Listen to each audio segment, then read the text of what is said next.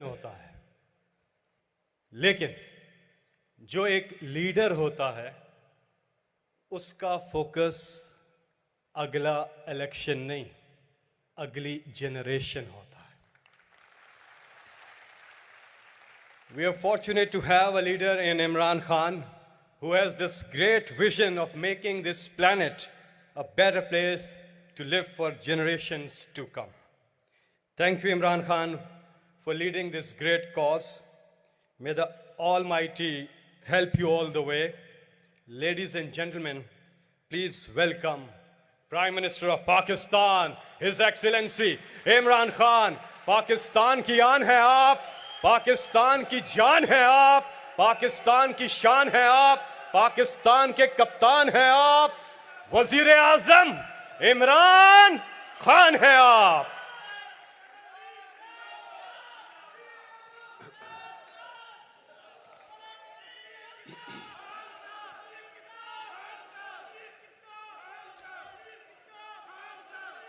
बिस्मिल्लाहिर्रहमानिर्रहीम। इय्याका नअबुदु व इय्याका नस्तईन।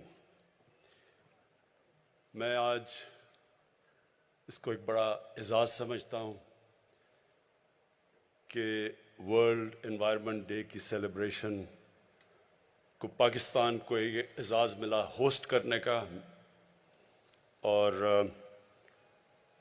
मैं अपने मुल्क के लिए खुश हूँ इसलिए कि बड़ी जल्दी हमारा मुल्क एक वर्ल्ड एनवायरनमेंट के मैप पे आ गया है कि दुनिया अब रियलाइज़ करती है कि पाकिस्तान वो मुल्क है जो उन चंद मुल्कों में से है जो कि फ़िक्र करता है अपने आने वाली नस्लों के लिए, और लिहाजा आने वाली नस्लों के लिए एक बेहतर जहान छोड़ने की जो वो कोशिश कर रहा है वो एक्नॉलेज की गई हैं। तो मुझे इससे भी बड़ी खुशी है। मैं अपनी कौम के लिए, पाकिस्तानियों के लिए, मुसलमानों के लिए जो हदीस है नबी सल्लल्लाहु अलैहि वसल्लम की, ये बड़ा ज़रूरी है हम सबको समझना, क्योंकि वो दुनिया की तारीख़ में कभी भी ऐसा लीडर ना आया था ना आएगा। तो उन्होंने कहा कि अगली दुनिया के लिए ऐसे जियो कि तुमने कल मर जाना है, अपने अमाल इतने अच्छे करो कि तुम्हें सारा फिक्र होना चाहिए कि तुम्हें एक दिन अल्लाह को जवाब देना है। तो इस तरह करो कि तुम आज से अपने अमाल ठीक करो। लेकिन दूसरी दुनिया के लिए, इस दुनिया के लिए ऐसे जियो कि आपने 1000 साल जिंदा रहना है। यानी जो भी आज इस दुनिया पे आप कर रहे हैं, इसका इम्पैक्ट आने वाली नस्लों पे क्या होगा, आपको मुसलसल सोचना चाहिए। और एक कुरान की आयत है कि मेरी ज़मीन पे निकल के देखो कि कितनी कौमें मैंने बर्बाद की जो मेरे हुक्म पे नहीं चली। तो ये अल्लाह का हुक्म है कि आपकी जब अल्लाह की ज़मीन पे आप कदम रखते हैं तो आपको फ़िक्र करनी चाहिए कि आप जो भी उसकी ज़मीन पे जो भी एक्टिविटी कर रहे हैं उसका आगे आने वाली जनरेशन के ऊपर क्या असर पड़ेगा। बदकिस्मती से ना दुनिया में इसके ऊपर तवज्जो दी गई। कई मुल्कों ने दुनिया में बड़ी तवज्जो दी शुरू से। मैं ये ज़रूर कहूँगा कि मैंने कई दुनिया के ऐसे मुल्क देखे हैं जिधर शुरू से ही उनके अंदर एक एहसास था कि हमने अपनी इन्वायरमेंट का ध्यान रखना है। लेकिन कई मुल्कों को इस चीज़ की बिल्कुल फ़िक्र नहीं हुई। हमारा मुल्क भी उनमें से एक है। आप ये सोचें कि जब से पाकिस्तान बना है, मैं असेस कर रहा था 2000 जब हमने 1 अरब दरख्त लगाने का फ़ैसला किया पख्तूनख्वा में, जब हमारी गवर्नमेंट आई 2013 में, तो सारी हमारी तारीख़ में 64 करोड़ दरख्त लगाए गए थे। जितनी भी हमारी फॉरेस्ट डिपार्टमेंट्स थी, टोटल दरख्त हमने 64 करोड़ लगाए थे। तो हमने 5 सालों के अंदर अंदर 1 अरब दरख्त लगाया पख्तूनख्वा में। लेकिन यही नहीं तकलीफ दह चीज़, जो पुराने हमारे जंगल थे, जो बचपन में मैं जाया करता था, मुझे मेरे कज़न मेरे बड़े लेके जाया करते थे। छांगा मांगा का बड़ा जंगल होता था, कुंदिया का मियाँ वाली में बड़ा जंगल था, चीचावती में दीपालपुर, ये सारे जंगल पुराने बने हुए थे, अंग्रेजों के बनाए हुए। तो हमारे देखते देखते ये जंगल तबाह होने शुरू हुए और जंगलों के अंदर बड़े दरख्त कट गए, इंक्रोचमेंट हो गई, उनकी ज़मीनों के ऊपर लोगों ने कब्जे कर लिए। कोई किसी को फिक्र नहीं थी कि कितना बड़ा हमारे आने वाली जनरेशन्स के लिए असास है हमारे जंगल। और ये हमारे जंगल भी आहिस्ता आहिस्ता गए, हमारे दरियाओं को पोल्यूट किया गया कि बेदर्दी से। मैं जब बड़ा हो रहा था तो हमारे ज़मान पाक के बाहर जो नहर है, वो मैंने आप लोगों को देखा हुआ कि आम साइकिल पे जा रहे होते थे, गर्मियों में लोग उतर के नहर का पानी पीते थे। अब कुछ तस्वर भी नहीं, अब नहर का पानी तो छोड़ो, नलके का पानी ठीक नहीं है। और जो लाहौर था सिटी ऑफ गार्डन्स, आज उसके जो पोल्यूशन रेट्स हैं वो किधर से किधर पहुंच चुके हैं, डेंजर लेवल से कई ऊपर चले गए। लेकिन ये भी है कि अल्लाह ने हमें हमेशा मौका देता है कि हम अपना कोर्स करेक्ट कर लें, अपना रास्ता ठीक कर लें। तो ये दुनिया को एक मौका है। और ये जो यूनाइटेड नेशंस का ecosystem, decade of ecosystem restoration, कि 10 साल हम कोशिश करेंगे अपना जो इकोसिस्टम है जिसमें सब कुछ है, माहौलियात है, दरख्त हैं, सब कुछ है, पानी है, हम इसको ठीक करें। ये याद रखा कि अल्लाह हमें हमेशा मौका देता है, क्योंकि वो रहमान और रहीम है, माफ़ करने वाला खुदा है। वो हमेशा आपको रास्ता देता है कि ठीक है, अपना रास्ता ठीक करो। हमारे लिए ये मौका है, ये 10 साल, ये 10 साल में दुनिया ने अपना कोर्स करेक्ट करना है। जो एक मुकाबला चल रहा है दुनिया में, एक तरफ है हवस, ग्रीड, दूसरी तरफ है इंसानियत। इसका बैलेंस होना चाहिए।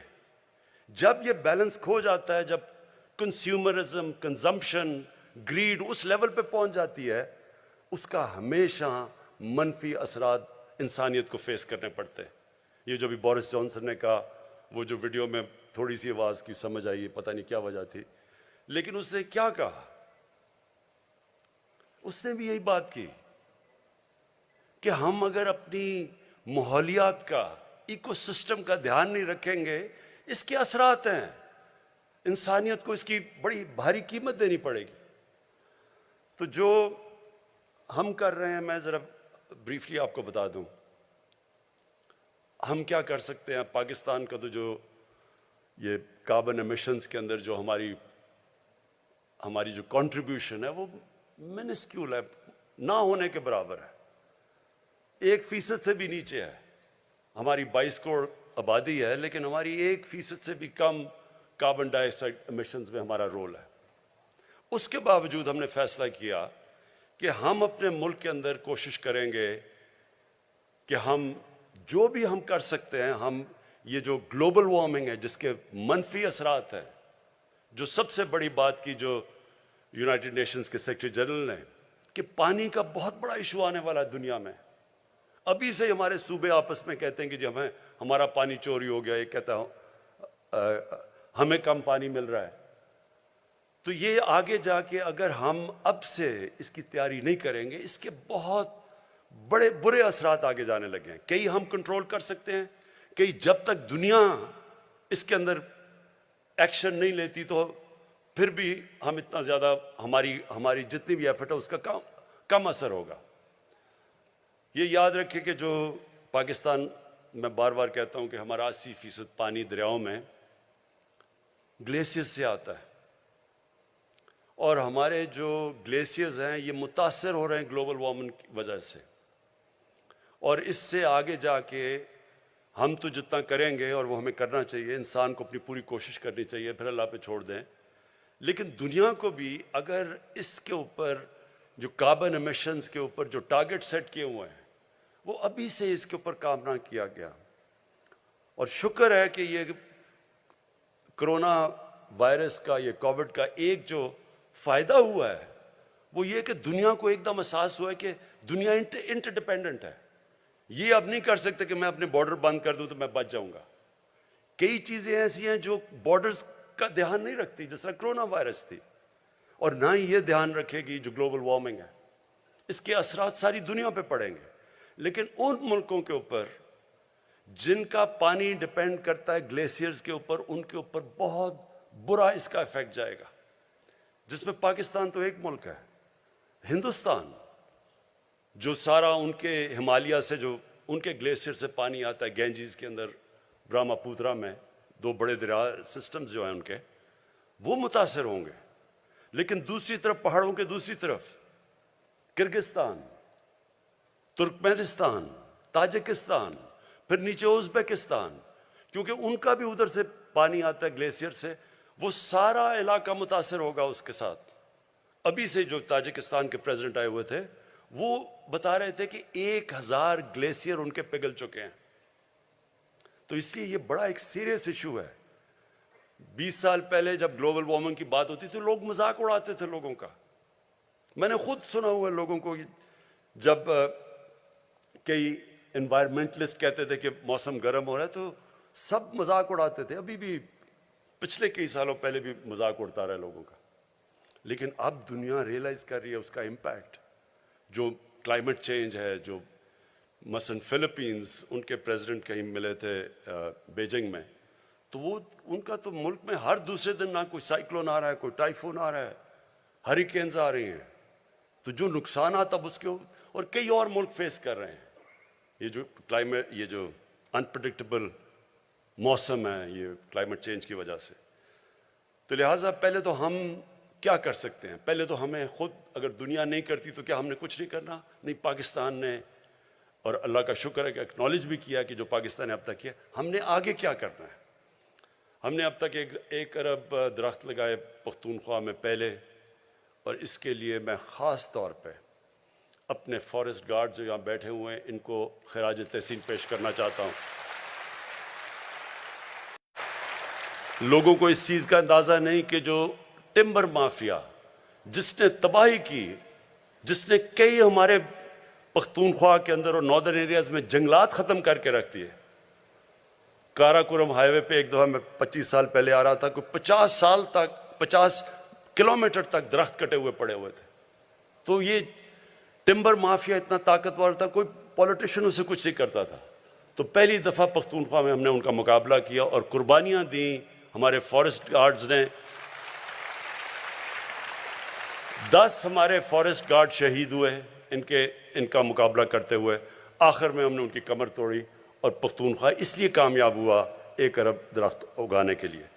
अब हमारा जो दूसरा चैलेंज है, हमने 10 अरब दरख्त का फ़ैसला किया उगाने में, और मुझे बड़ी खुशी है कि 1 अरब दरख्त का जो जिससे 1 अरब दरख्त पूरा किया था, वो मैंने अभी मरगला में प्लांट किया, तो हमारा 1 अरब दरख्त पूरा हो गया। ये जो 10 बिलियन जो दूसरा वाला हमारा जा रहे हैं, 9 अरब रह गए हैं।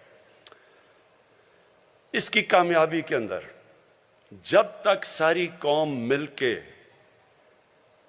इस चीज का एहसास नहीं करेगी कि ये हम अपने बच्चों के लिए कर रहे हैं, तब तक हम कामयाब नहीं होंगे सबको। और मैं ये चाहता हूं कि हमारे स्कूल की टीचर्स, मैं सारे पाकिस्तान की टीचर्स को खास तौर पे आज कहना चाहता हूं, आपके ऊपर बहुत बड़ी जिम्मेदारी है। स्कूलों के अंदर आप बच्चों को शुरू से बताना शुरू करें कि अहमियत क्या दरख्तों की, क्यों हमें अपने घर में, शहर में, जिधर जगह मिले, क्यों हमें दरख्त उगाना है, क्यों उनके मुस्तकबिल के लिए ये ज़रूरी है। और मैं आपको यकीन दिलाता हूं कि अगर हम कामयाब हो गए 10 अरब में, तो इतना इम्पैक्ट पड़ेगा, लोगों की जिंदगियों पे पड़ेगा, मुल्क पे पड़ेगा, सारा जो हमारी इकोनॉमी है उसके ऊपर इम्पैक्ट पड़ेगा। ये सिर्फ यही नहीं कि दरख्त उगाते हैं और इससे ग्लोबल वार्मिंग का इम्पैक्ट है, पानी रिटेन करता है दरख्त, आगे जो पानी के हमें मसले आ रहे हैं उसमें हमारी मदद करेगा, मौसम को साफ करेगा, ऑक्सीजन जो सप्लाई जाती है उससे जो हमारे शहरों के अंदर पोल्यूशन बढ़ती जा रही है उसको काउंटर करेगा, और फिर वाइल्ड लाइफ, बर्ड लाइफ, ये सारा एक पूरा इकोसिस्टम रिस्टोर होगा। तो इसकी बहुत बड़ी वजह ज़रूरत यह है कि सारा मुल्क इसमें शामिल हो। ये कभी भी कोई गवर्नमेंट खुद नहीं कर सकती, कौम मिलके ये जंग जीत सकती है। और जो मैंने देखा पख्तूनख्वा के अंदर, पहले 2 साल कोई रिस्पांस नहीं था, तीसरे साल थोड़ा सा आया, और चौथे और 5वें साल एक बहुत बड़ी अवेयरनेस क्रिएट हुई और सब शामिल हो गए उसके अंदर। तो मैं अब चाहता हूं कि हम ये जो हमारे इनिशिएटिव्स हैं इसके अंदर हम सारी कौम को इन्वॉल्व करें। ख़ास तौर पे जो हमारी बहुत बड़ी एडवांटेज है, हम दुनिया में दूसरा यंगेस्ट पॉपुलेशन है। मसलन चाइना को बड़ा प्रॉब्लम है, उनके बूढ़े हो गए लोग, उन्होंने अब कहा कि बच्चे ज़्यादा पैदा करो। हम कोशिश करें बच्चे कम पैदा करें क्योंकि हमारे लोग बहुत ज़्यादा है, लेकिन हमारा जो यंग पॉपुलेशन है उसकी ये बहुत बड़ी, हम उसको कन्वर्ट कर सकते हैं एक एसेट में कि वो हमारे शामिल हो। ये जो सारी हमारा जो इकोसिस्टम रेस्टोरेशन के अंदर, उसके अंदर पूरी तरह हमारे यूथ की पूरी कंट्रीब्यूशन हो, बच्चों की कंट्रीब्यूशन हो और अवेयरनेस शुरू से ही हो जाए। मैंने ये देखा था कि कई यूरोपियन मुल्कों में स्कूल से बच्चों को पूरा एहसास होता है एनवायरनमेंट का। बच्चे प्रेशर डालते हैं बड़ों के ऊपर कि आप हमारे मुस्तकबिल के लिए आपको एनवायरनमेट का ध्यान रखना पड़ेगा। हमारे जो इनिशिएटिव्स हैं 10 बिलियन ट्री के अलावा जो ये वेटलैंड, ये जो रिचार्ज पाकिस्तान, हमारा क्योंकि पानी का प्रॉब्लम है, ये बड़ा अच्छा एक इनिशिएटिव और मैं अमीन असलम आपको इसकी दाद देता हूँ कि जो हमारा फ्लड वाटर्स होते हैं वो ज़ाया हो जाते हैं। इन्हीं फ्लड वाटर्स को हम, ये जो हमारी वेटलैंड्स हैं, मसलन लेक्स हैं, इनको हम रिचार्ज कर सकते हैं और इनको डाइवर्ट कर सकते हैं। जब फ्लड का पानी है तो वहाँ भी पानी स्टोर हो जाएगा और वो पानी फिर नीचे सीप करता है, ग्राउंड लेवल भी हमारा एक्वाफर भी बाकायदा रिजुविनेट होता जाएगा। तो उसके लिए भी एक बड़ा ज़बरदस्त प्रोग्राम है। फिर जो मरीन लाइफ है, हमारे पास एक बहुत बड़ी कोस्ट लाइन है उधर। फिर ये जो अभी आपने देखा भी जो मैंग्रोव्स हैं, इनकी रीजनरेशन के ऊपर काम हो रहा है। और ये याद रखें कि मैंग्रोव की खासियत ये है कि वो कार्बन अब्जॉर्ब करती है सबसे ज़्यादा, तो वो इन्वायरमेंटली सबसे ज़्यादा फ़ायदा पहुँचाती है। तो मैंग्रोव्स के ऊपर दुनिया में कम हो रहे हैं, लेकिन अल्लाह का शुक्र है कि पाकिस्तान में मैंग्रोव्स हमारे बढ़ते जा रहे हैं। और फिर जो हमें सबको कोशिश करनी है वो ये कि हम लोगों का इसमें इन्वॉल्वमेंट करें, यानी लोगों की जो मुकामी लोग हैं, ये याद रखें भूखे लोग इन्वायरमेंट की परवाह नहीं करेंगे। अगर मैं भूखा हूँ, मुझे क्या, मैं पहले तो सोचूंगा अपना पेट पालने का, मुझे क्या फ़र्क अगर मैं भूखा मर रहा हूँ कि दरख्त लगते हैं या नहीं लगते। सो जो मुकामी लोग हैं उनकी इन्वॉल्वमेंट इसमें बहुत ज़रूरी है, जिसके लिए जो अमीन असलम आपने ग्रीन जॉब्स की बात की कि हम उनको स्टेक दें इसके अंदर। जो अभी आपने दिखाया कि ख्वातीन पहाड़ी इलाकों के अंदर नर्सरीज उगा रही हैं और उनको फिर पैसे मिलते हैं, उनकी इनकम बढ़ रही है, वो इन्वॉल्व हो जाते हैं। फिर वहाँ के मुकामी नौजवान हैं, उनको फिर फॉरेस्ट गार्ड्स बनाएं, उनको उनकी जिम्मेदारी दें, उनमें से सिलेक्ट करें, क्योंकि अब हमने 15 नए नेशनल पार्क्स बना दिए हैं। और ये नेशनल पार्क्स इनको जो प्रिजर्व करेंगे, जो ट्रेनिंग करनी है, आपने कोयटा का बताया जो ज़ियारत के अंदर स्कूल बनाया है, ये नेशनल पार्क्स के लिए स्पेशल गार्ड्स आपको चाहिए। और इनकी भी जो हमारे फॉरेस्ट गार्ड्स हैं, इनकी भी नफरी बढ़ानी पड़ेगी, इनको भी ट्रेनिंग देनी पड़ेगी कि इनको प्रोटेक्ट करने के लिए, इन नेशनल पार्क्स को प्रोटेक्ट करने के लिए। और इससे फिर जब मुकामी लोगों को फ़ायदा सबसे ज़्यादा होगा कि इको टूरिज़म बढ़ जाएगी। तो जब मुकामी लोग देखेंगे कि दरख्त बचाने से, इलाकों को प्रिजर्व करने से उनकी ज़िंदगियाँ बेहतर होती हैं, तो फिर वो स्टेक होल्डर्स हो जाएंगे। मैं आपको मिसाल देता हूँ कि पाकिस्तान के नॉर्दर्न एरियाज़ में जो आईबैक्स था वो ख़त्म होता जा रहा था तकरीबन। आईबैक्स जो आप नहीं जानते कि ख़ास ये हिरन की तरह का जानवर है जो बड़ा दुनिया में बड़े कम एरियाज़ में बचता है, तो पाकिस्तान के नॉर्दर्न एरिया में तकरीबन ख़त्म हो गया था। उसके लिए एक बड़ा अच्छा प्रोग्राम आया ट्रॉफी हंटिंग का, कि उन्होंने स्पेशल, बाहर से लोग आते हैं, $1-1 लाख देते हैं एक आईबैक्स को मारने के लिए। तो वो बाहर से आते हैं, वो फिर $1 लाख जो वो देते हैं वो सारा पैसा डिस्ट्रीब्यूट हो जाता है मुकामी लोगों के अंदर। तो फिर मुकामी लोगों को जब पैसा मिलता है वो प्रोटेक्ट करते हैं। आज इतना ज़्यादा पॉपुलेशन हो गया है आईबैक्स का कि वो मुझे उन्होंने दिखाया, हम सड़क से नज़र आते हैं आईबैक्स फिरते हुए ऊपर, क्योंकि लोगों का स्टेक हो गया उसमें। इसी तरह हमने लोगों का स्टेक बनाना है नेशनल पार्क्स को बचाने के लिए, क्योंकि वहाँ टूरिज़म आएगी, उनका फ़ायदा होगा। ये जो हमारे सारे अब इलाके हैं जो हम टूरिज़म के लिए खोल रहे हैं, इनके अंदर जो दरख्त हैं इनको बचाने के लिए लोकल लोगों को हमने इन्वॉल्व करना है, उनकी मदद करनी है, उनकी रोज़गार बेहतर करना है, ताकि वो फिर स्टेक होल्डर्स बन जाए। आखिर में पाकिस्तान का, जिस तरह मैंने कहा, हमारी कंट्रीब्यूशन ग्लोबल वार्मिंग यानी कार्बन एमिशंस में मिनिमल है, ना होने के बराबर है। और जो अमीर मुल्क हैं, जो सबसे ज़्यादा इसके अंदर कार्बन एमिशंस में जिनकी कंट्रीब्यूशन है, इनकी अब बहुत बड़ी जिम्मेदारी है कि ये कम से कम वो फंड्स प्रोवाइड करें ताकि हमारे जैसे मुल्क ग्लोबल वार्मिंग फाइट कर सकें, हम अपनी एनवायरनमेंट को बेहतर कर सकें। अब मसला क्या है? रिसोर्सेज का डिफरेंस। हमारे पास मसलन क्या कंस्ट्रेंट्स है पाकिस्तान के पास? हमने बड़ी मुश्किलों से पैसा निकालते हैं अपनी 10 बिलियन ट्री सुनामी के लिए, और फिर ये जो क्लीन और ग्रीन पाकिस्तान के इनिशिएटिव्स हैं, हमारे पास आधा पैसा जो हमारा टैक्स का वो तो चला जाता है कर्जों की किस्तें अदा करने में। जो बाकी बचता है उसके ऊपर इतना प्रेशर होता है। हमारे पास ह्यूमन डेवलपमेंट, तालीम, लोगों की सेहत के लिए, सिक्योरिटी के लिए हमें पैसा चाहिए, डेवलपमेंट के लिए यानी वेल्थ क्रिएशन के लिए। तो जो पैसा असल में इतना उसके ऊपर डिमांड है कि हमारा जो पैसा बचता है वो बहुत कम होता है। हम बड़ी मुश्किलों से पैसा निकालते हैं अपनी एनवायरनमेंट को बचाने के लिए, क्योंकि डिमांड इतनी ज़्यादा है।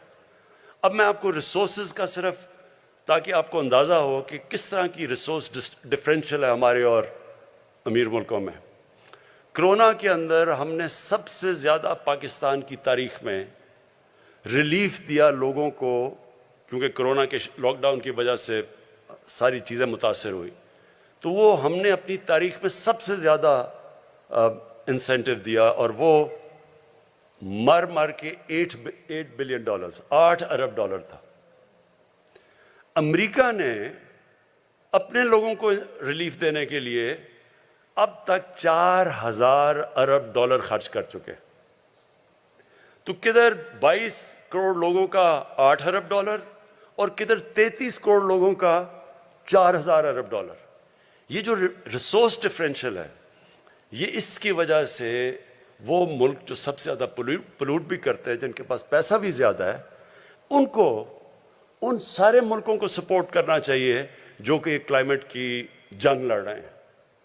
और मैं इसमें यूनाइटेड नेशंस को, फिर UNEP को, एनवायरनमेंट प्रोग्राम को ख़ास तौर पे मैं खराज तहसीन पेश करता हूँ। मैं यूनाइटेड नेशंस के सेक्रेटरी जनरल को खराज तहसीन पेश करता हूँ कि वो ये बार बार ये बात कहते रहते हैं कि अमीर मुल्क अपनी जिम्मेदारी लें, मदद करें उन लोगों की जो सारे जंग लड़ रहे हैं एनवायरनमेंट की। मसलन बांग्लादेश है, उनका बड़ा, वो भी उन 10 मुल्कों में सबसे ज़्यादा मुतासर है क्लाइमेट चेंज की वजह से, जिस तरह पाकिस्तान है।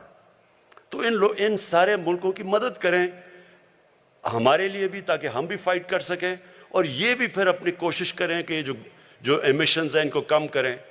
और ये जिस तरह हम भी अब अपनी एमिशंस के ऊपर भी, हम जो आगे फैसला हमने किया है कि 2030 तक हमारा जो सारी बिजली हम बनाएंगे वो 60% रिन्यूएबल्स से बनेगी, और हमारी इंशाल्लाह 30% जो भी सारी गाड़ियाँ होंगी वो यानी इलेक्ट्रिक बिजली से चलेंगी। जिस तरह के अभी बाहर, और मैं दाद देता हूँ हमारे नौजवानों के, क्योंकि उन्होंने स्कूटर भी बना लिया है जो बिजली से चलता है, उन्होंने रिक्शा भी बना लिया है। ये सारों से हमारे शहर के अंदर जो पोल्यूशन लेवल्स है वो नीचे आएंगे। मैं पंजाब गवर्नमेंट को ख़ास इसलिए आज, क्योंकि एनवायरनमेंट की बात कर रहे हैं, मैं उनको मुबारक देना चाहता हूँ, क्योंकि लाहौर के अंदर जो सारे जो भट्टे थे ईंटों के, उसकी वजह से बहुत पोल्यूशन थी। तो पंजाब गवर्नमेंट ने 1 साल में सारे जितने भट्टे हैं उनको एक नई टेक्नोलॉजी, जिगजैग टेक्नोलॉजी पे ले आए, जो कि ये जो पोल्यूट नहीं करते। तो ये हम सारा मुल्क का, लोगों का अब ध्यान ही इस तरफ जाना चाहिए कि इस मुल्क में दरख्त उगाएं, इस मुल्क में अपने दरिया साफ करें, इस मुल्क में अपने शहरों के अंदर दरख्त उगाएं ताकि पोल्यूशन लेवल्स कम आएँ, इस मुल्क में हम सफाई करें, और इस सबसे बड़ी चीज़ ये कि हम सारा मुल्क मिलके एक ही तरफ चले कि हमारा यूथ, हमारे बुज़ुर्ग अपने बच्चों के लिए सब ये फैसला कर लें कि ये जो अब है डेकेड, ये जो यूनाइटेड नेशंस ने अनाउंस किया है, डेकेड ऑफ इकोसिस्टम रेस्टोरेशन, कि हम एक दुनिया फाइट बैक करे अपना इकोसिस्टम को ठीक रिस्टोर करने के लिए। बहुत बहुत शुक्रिया।